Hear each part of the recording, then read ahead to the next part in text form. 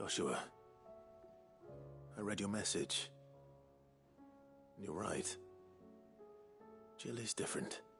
I don't think I'd realized how different, but since we returned from Drake's spine, I've felt it more and more. I suppose it's not hard to imagine why. She doesn't think she belongs anymore. And that's why we need to remind her she is still one of us. To let her know that we still need her, now more than ever. That you still need her. But how to do that? When last we were truly close, we were but children. Of course. Do you remember the time we accompanied Father on his annual tour of the Duchy? And Jill and I broke from the procession to ride up Man's Hill. To see the snow daisies, I remember. It was the first time Father had allowed us to join him. And when he realized you were missing, he had the entire retinue down to the pot boys combing the countryside. In the rain. A thunderstorm forced us to take refuge in a grove of oaks before we'd even made it halfway there. It was the Lord Commander who finally found us, and needless to say, he was none too pleased. Then it seems you and Jill have unfinished business. What do you say? Man's Hill. It's not that far. Oh, true. Though I suspect it is also much changed. Little in southern Rosaria remains as it was when we were children. You're saying I should go and scout the area for bandits? I'm saying we should first go and see if there are actually still any snow daisies left. What would you do without me, Clive?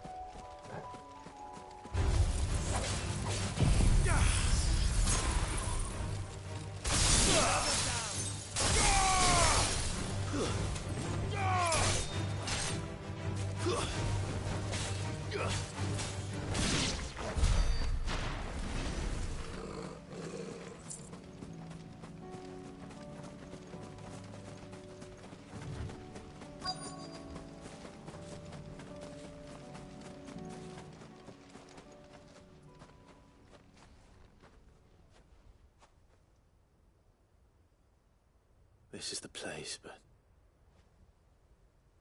I'm sorry, Clive.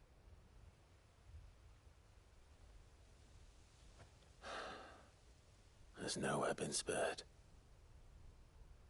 What do we do now? We keep looking. Man's Hill cannot be the only place where snow daisies grow. Perhaps, but... it's the only place I know of. Knew of. Then why not ask someone who might know of another? Someone at the backyard? To the hideaway, then.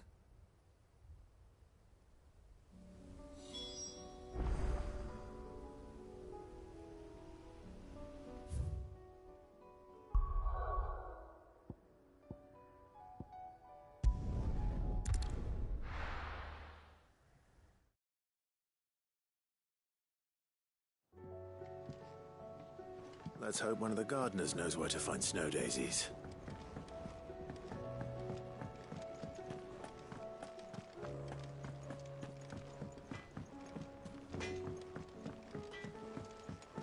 Say what you will, Lady Karen has seen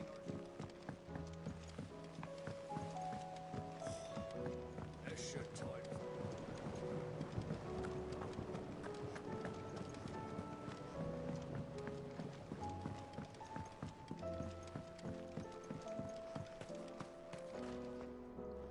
Oh. What brings you down from the heavens, Cid? I need your advice. Joshua and I are looking for a place where snow daisies grow. Preferably in abundance. Snow daisies. Then you'll want somewhere not too hot and not too cold. And where the winds are strong enough to carry the seeds. I reckon Man's Hill would be a good place to start. There in the Royal Meadows, perhaps? Both have similar climbs and the right elevation. If the Blight hasn't claimed them yet. Right. Thank you. Did you learn where we might find our flowers? The gardener here mentioned the Royal Meadows in Sambrak. The fields beyond Northreach. Well, if that's the case, then Yote was right. I recalled that she kept a record of our travels, you see. So I asked her if she'd perhaps noted anywhere that snow daisies grew, and she mentioned Oilafeist Bay. Whose shores border the meadows. Off we go then.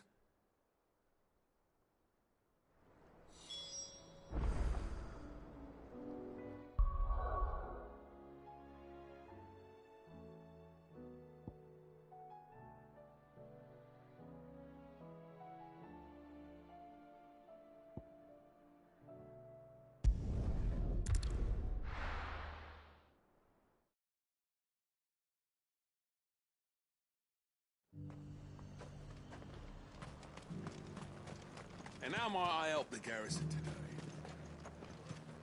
Seems the Duke's had a change of heart.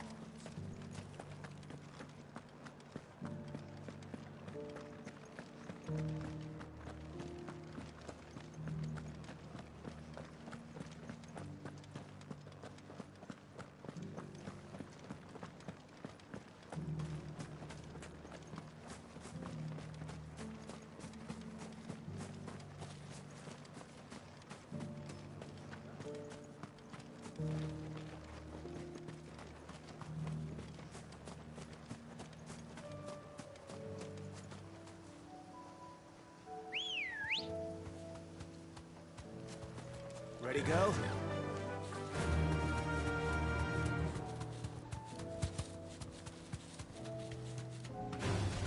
Just the one of you, eh?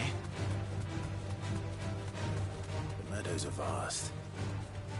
Where do we even start? Yote mentioned the coastline. We can start there.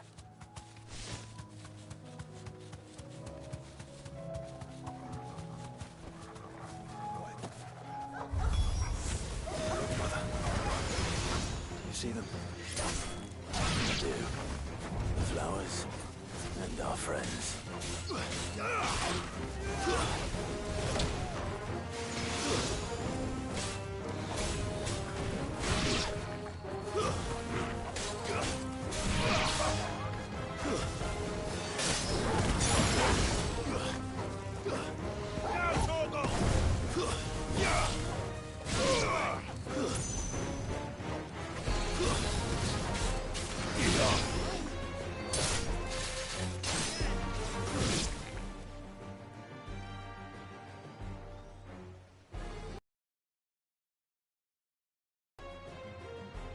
See, boy.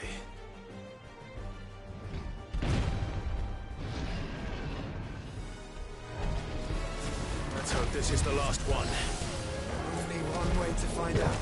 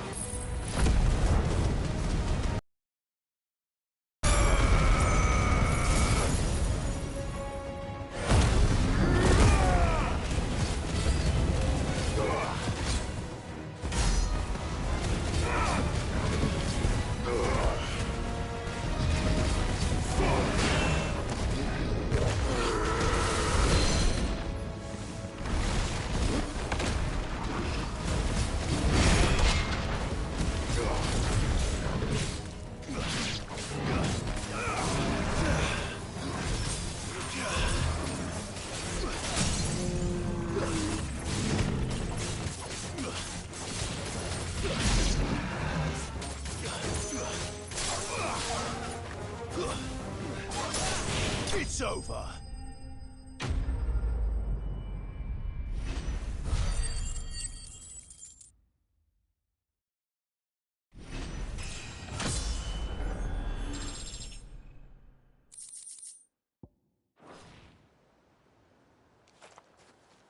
That was harder than I expected.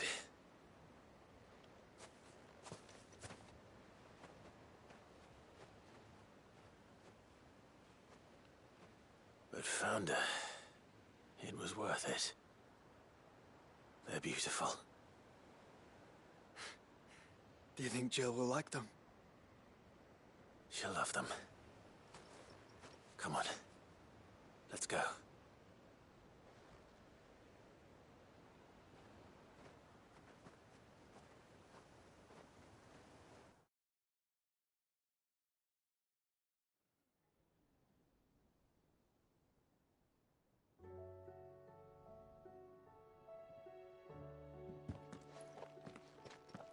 It appears my work is done. The rest, as they say, is up to you. Well, you and the skies. We wouldn't want another thunderstorm now, would we?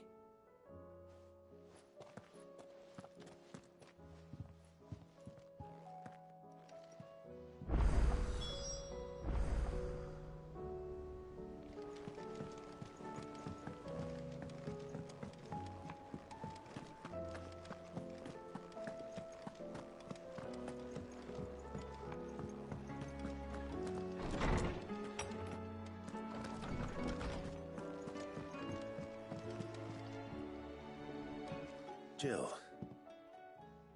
there's something I'd like to show you. There is? And where might this something be? It's, not here.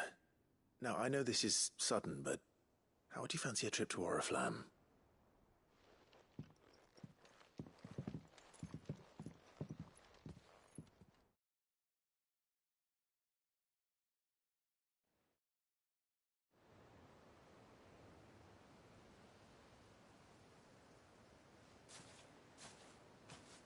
There are so many.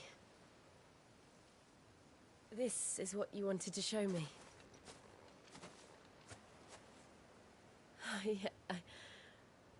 I don't know what to say. You don't need to say anything. The smile on your face is enough. We've been worried about you, Joshua and I. Do you remember when I took you to Man's Hill? Or tried to? How could I forget? You saw me crying and thought a change of scenery might lift my spirits. In the end, it earned me a nasty cough and a stern scolding from your mother. But I felt wonderful nonetheless. I'm sorry. I had no idea what I was getting us both into. But I couldn't bear to see you like that. Before we left, my chambermaid told me she'd overheard your mother talking about my marriage prospects with some of the noblewomen at court.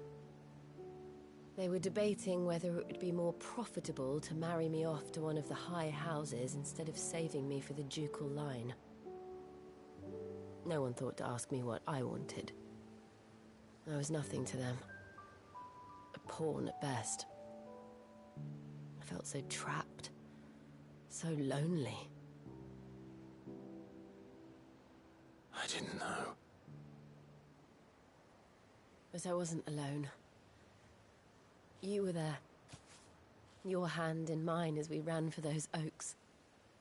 And I knew then, no matter what happened, I would be all right.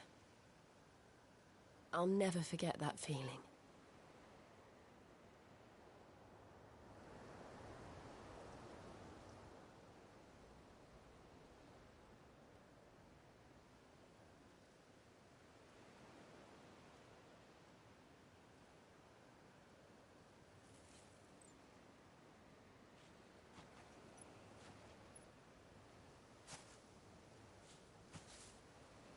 Before we broke camp, the morning after the storm, do you know what I did? No? What? I slipped away from my governess to climb the tor. And from there I saw a sea of petals, all reaching for the sun. And I realized No matter how terrible the night, dawn would always come.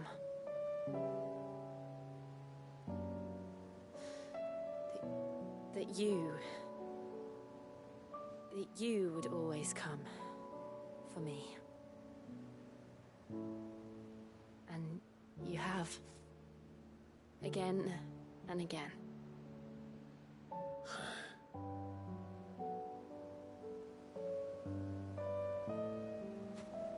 Where do you see us? When all this is over?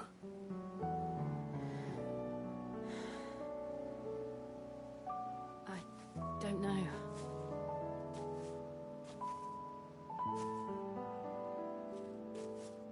Not here, though. I think I've outgrown the twins. After everything we've been through, the realm just seems so small. I'll need some space to spread my wings. Then that's what you'll have. And I'll stop at nothing to see that you do.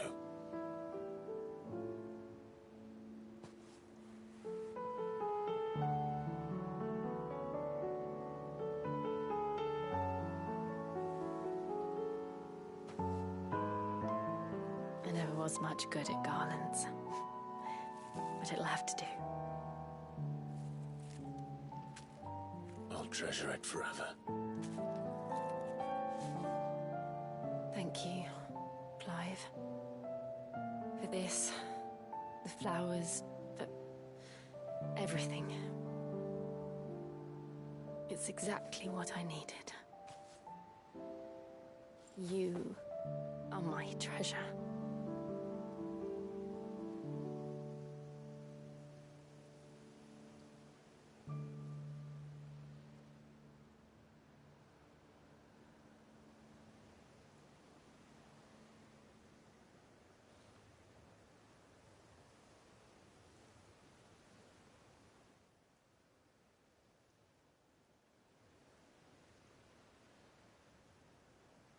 We should probably be getting back. I expect the others are wondering where we are. You're right. There's still much to do. And we'll do it together.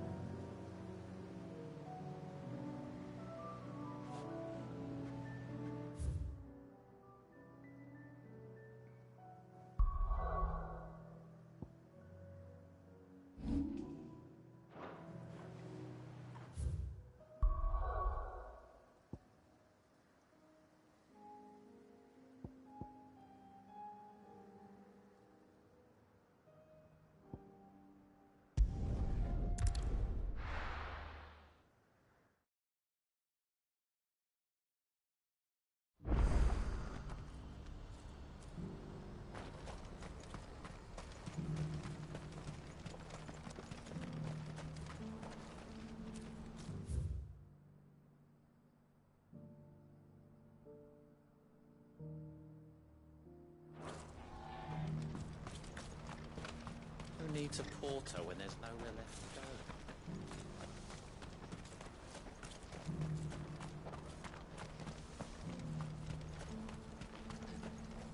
Well met.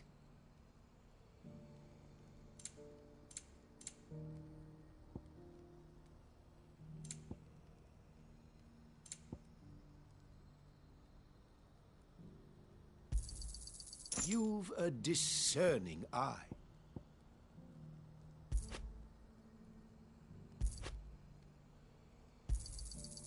Many thanks.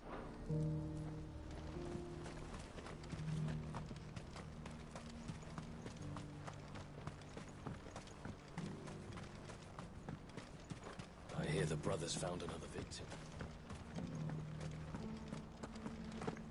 Has this wine turned? Or is it my stomach? Do you have any fresh water?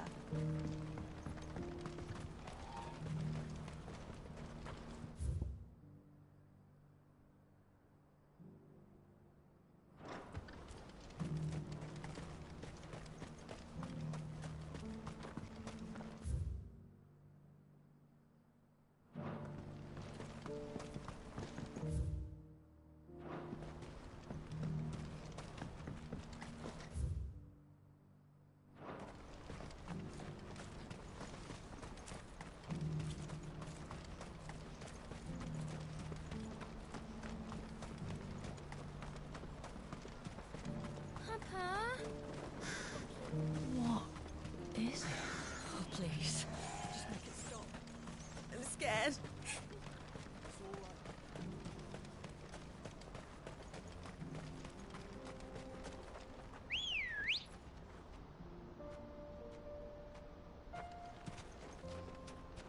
Ready, girl?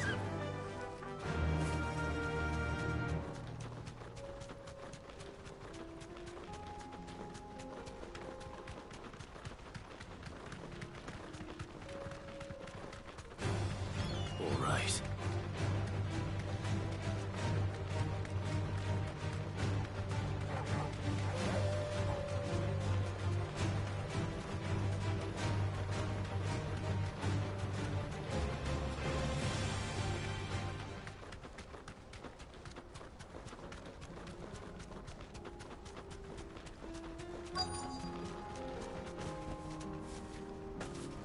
That can't be Rutherford, can it?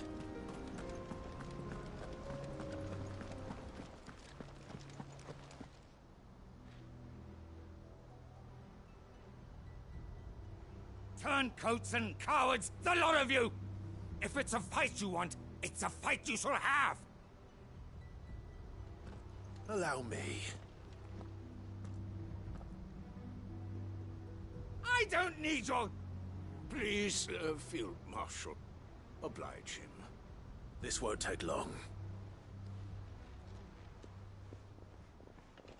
You're right. It won't. Men, finish him.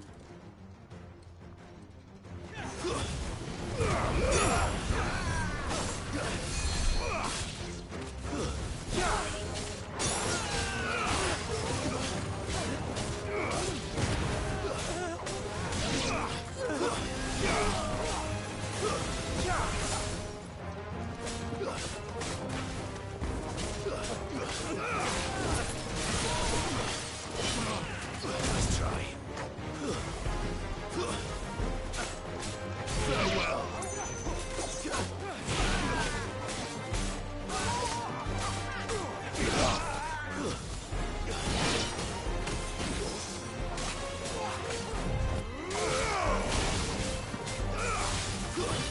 Stay down. Enough.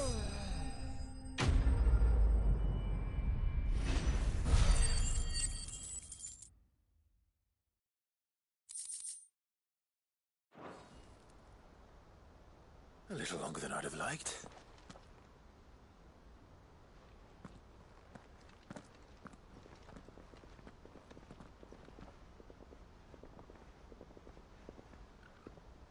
Field Marshal Havel, I presume. Are either of you injured? No, my lord. You arrived just as our escort turned on us. Fucking traitors. I'd heard reports of soldiers in the outlying regions abandoning the oaths they swore. But I hadn't thought the corruption had reached so close to the heart of the Republic. It's a fucking disgrace. Your interfering old bastard of an uncle tried to warn me, of course. My Lord Marquis. Or is Sid the Outlaw more to your liking? Call me what you want. It doesn't change who I am, or the urgency of the message I bring. My uncle has a plan to right the realm, and he needs your help to see it through. Before I agree to anything, I'd have you answer one question. What do you stand to gain from all this? I won't deny that I might benefit from further chaos. But I seek a new beginning for all of us. And while the choices I've made may not always have been the right ones, I know I made them for the right reasons. For so long, so many of us have been told how we could live, how we could die, when it should have been our decision all along. Now we have a chance to put things right. But in order to take it, we must stand together. Even if it be beside those with whom we don't see eye to eye.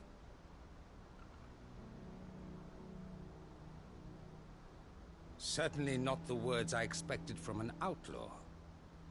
But perhaps your uncle was right. You are no ordinary outlaw. I'll never hear the end of this. All right.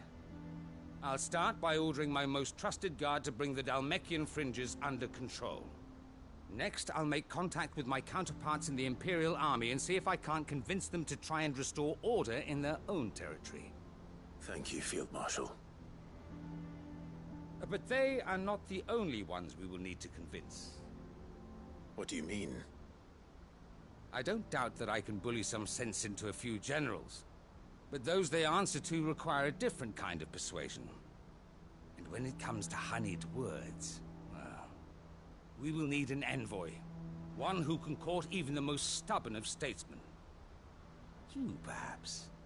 I'm flattered. But I'm no diplomat either. And I have other problems to attend to. What we need is a skilled arbitrator. And I may know just the person. Is that so? And would he happen to be an outlaw too? Of a different kind, perhaps. Well, beggars can't be choosers. I suppose we'll all have to find a little of the outlaw in ourselves if we're to make it through this. Very well. Send your man to me right away. I shall.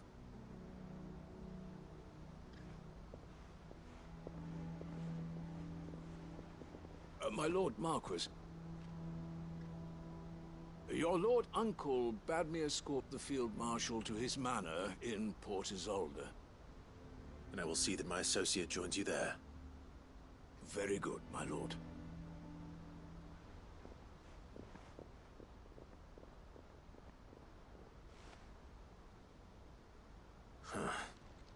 An envoy. I'm not sure I'm the man to talk anyone round. I can barely convince my brother to take his medicine. No. This is a job for someone with experience. Someone like Quentin. I hope I can convince him at least.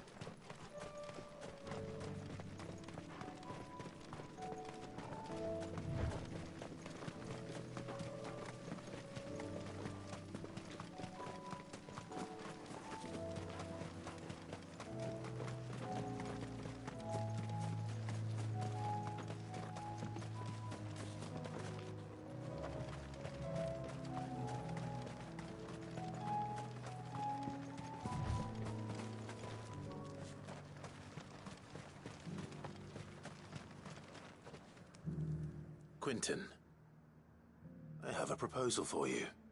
Do you now? Something tells me you'll be asking more of me than a cask of Gotand gold. Go on then. Propose.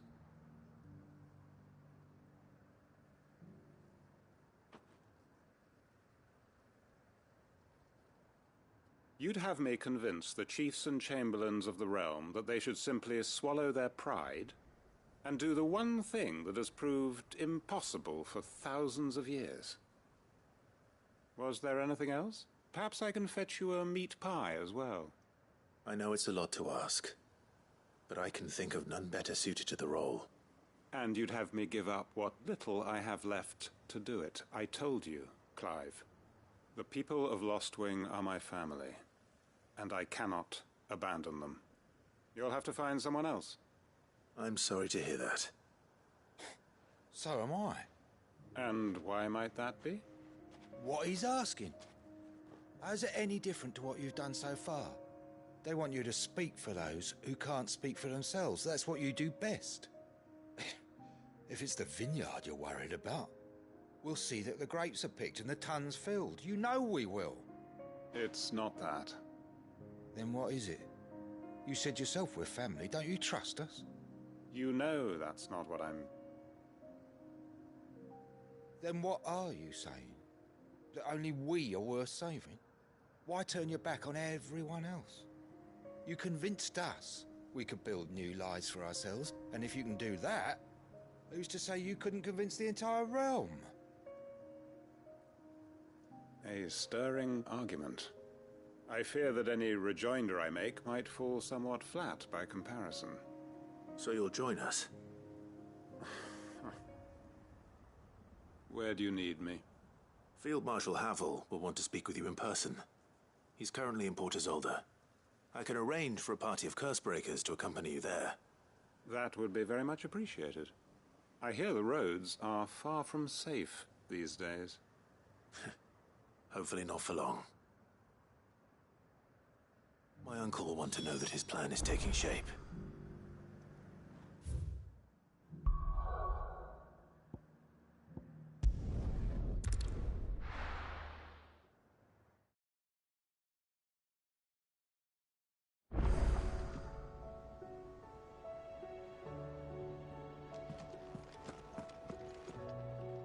Uncle, I bring good news. The Field Marshal has agreed to your plan. Ha! Of course he has. I didn't doubt you for a moment, dear boy. Rutherford is accompanying him back to your manor in Port Isolde as we speak. They will await your return there. As will one other. One other? Who, exactly? Lord Havel was concerned that even if he could get the realm's armies to agree to an accord, he might not be as successful in convincing those with political power. He asked if I might have a solution, and I suggested a certain Imperial Lord Magistrate turned Liberator. One of your co-conspirators? Master Quinton would probably call me one of his, but yes. Another outlaw, then.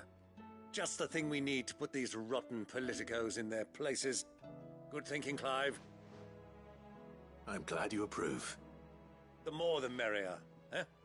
Uncle, assuming Havel and Quinton can solve our problem with the armies, you still haven't mentioned how we might manage the grain shortages.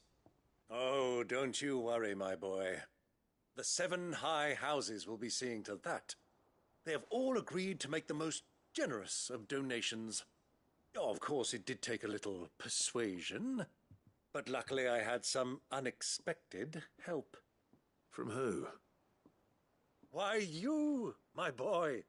Rumor has it that you rescued the Lady Ariane's head steward Rockford from a horde of bloodthirsty bandits.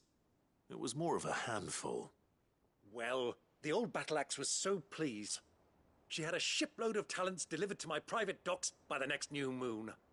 And when the other houses saw the parsimonious old crone's purse strings finally loosen, they as good as tripped over themselves in the rush to follow suit. I'm happy to hear it. Now, I must be getting back to the manor. Join us there at your earliest convenience, would you? Of course, Uncle.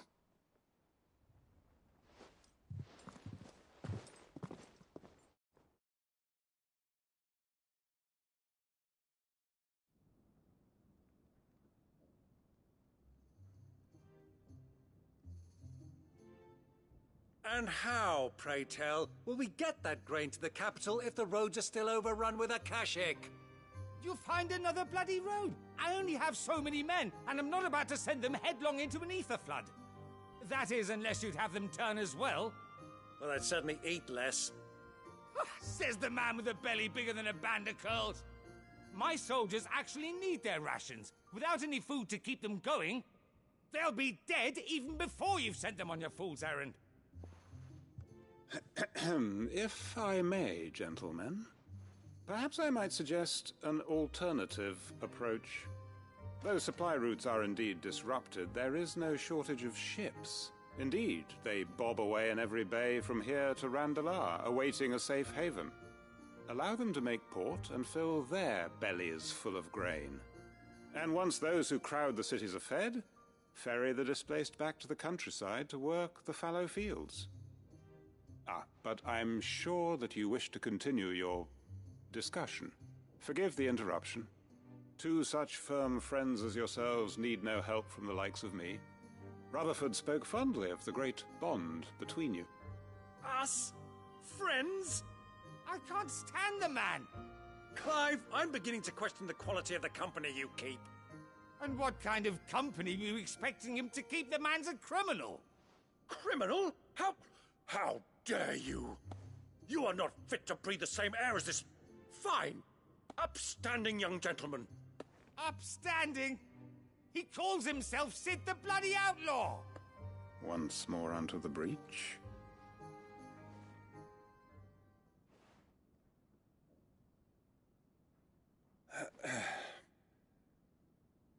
Shall we begin again?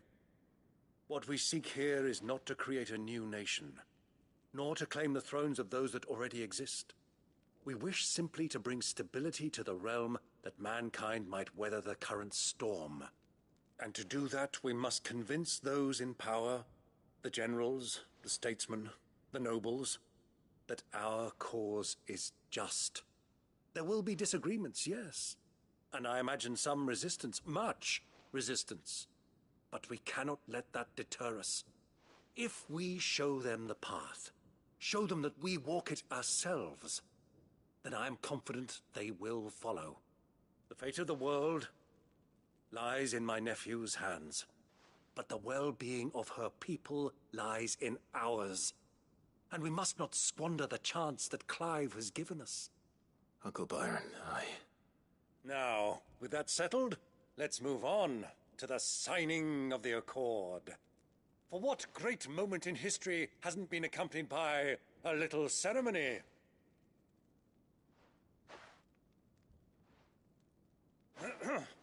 Citizens of Valisthea, I present to you the Tri-Unity. Rutherford, Mike Will.